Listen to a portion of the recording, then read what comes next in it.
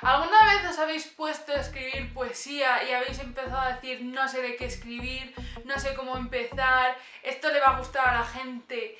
Pues chicos, no es vuestra culpa si no sabéis escribir poesía.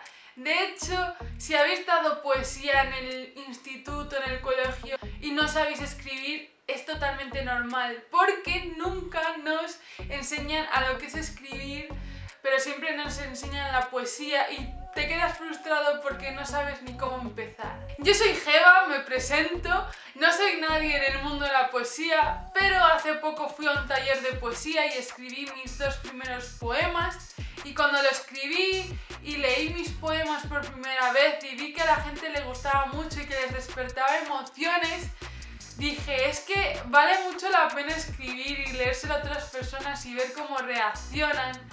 Y os traigo este vídeo, pues sobre todo por Jonathan Cervantes. Si estás viendo este vídeo es para ti. Y yo pues le traigo y os traigo este vídeo para dejaros unas pautas para saber cómo empezar. De verdad que os va a ser más fácil escribir poesía. El primer consejo es leer poesía. Es un poco obvio, es un poco de cajón, pero si leéis poesía vais a empezar a coger como referencias, coger estructuras o coger ideas para el tema. Leer poesía sobre todo de gente que se parezca a vosotros, que tenga vuestra edad, que también está empezando a escribir poesía, para ver cómo escriben ellos y también para daros cuenta de que si lo que ellos han escrito a vosotros os emociona, a la inversa va a ser igual, también va a pasar eso. Y como no es tan fácil empezar a leer poesía, os he dejado un PDF con mis poemas favoritos por si queréis leerlos. A mí me haría mucha ilusión, aunque no me entere de quién los está leyendo, pero yo os los dejo.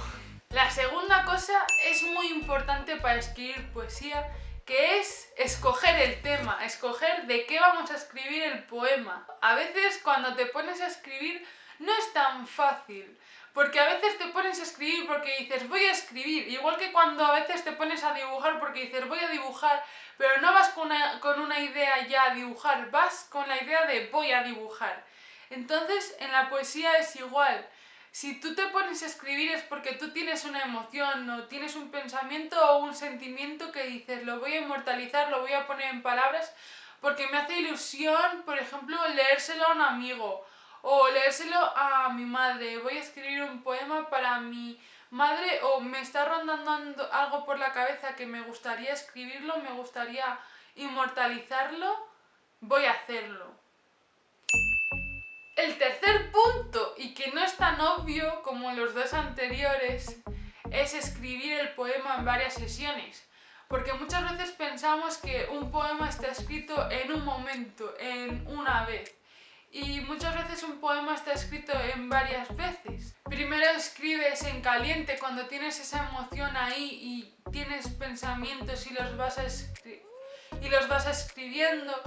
Luego vas y revisas el poema y dejas lo que te parece que es correcto y quitas lo que te parece que queda un poco pobre, o lo sustituyes por otras expresiones que te parecen que encajan más o quedan mejor.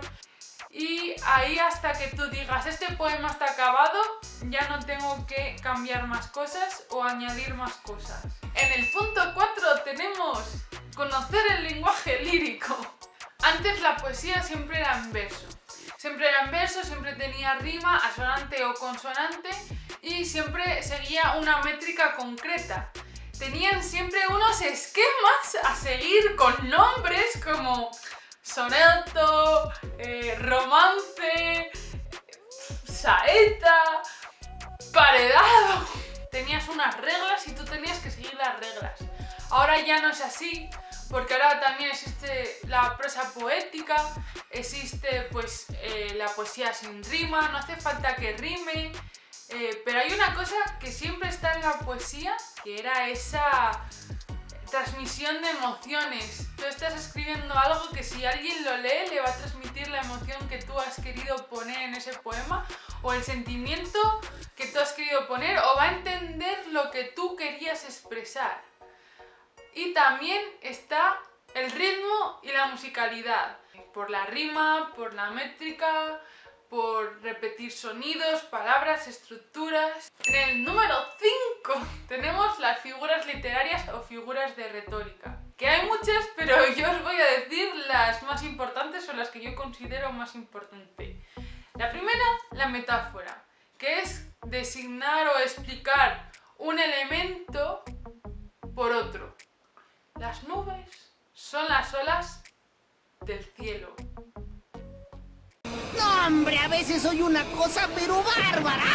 El símil, que es decir que una cosa es otra. Es cuando dices, las vidas son como los ríos que van a morir al mar. Las vidas son como los ríos. Es con el como. Es que lo estoy haciendo muy mal, pero me da igual. Ahora suscríbete. Voy a dejar un enlace a una página que os explique más figuras literarias y que os pongan ejemplo y que os los pongan bien, que os entendáis y que no sea este circo que estoy montando yo. 6 y penúltimo punto, conocer los conceptos básicos de la poesía, verso, estrofa, rima, métrica, ritmo, estas cosas. Cada verso constituye una estructura, una idea en un poema y normalmente se escribe la poesía en verso para establecer estas pausas en la poesía.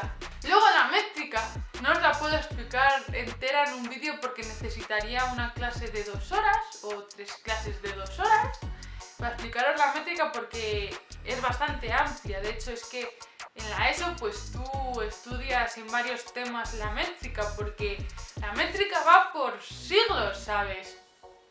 Y tampoco es súper necesario que sepáis métrica para empezar a escribir poesía, por esto de que existe la prosa poética y también existe la poesía sin rima, pero sí que sepáis que existe, por si en el futuro queréis escribir poesía con estructura.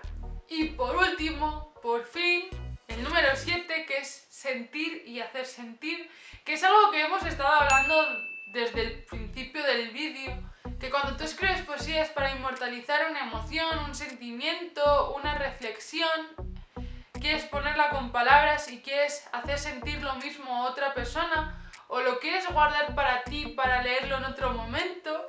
Entonces es muy importante eso de sentir, tú escribir mientras sientes, mientras tienes esas emociones a flor de piel y puedes escribirlas bien.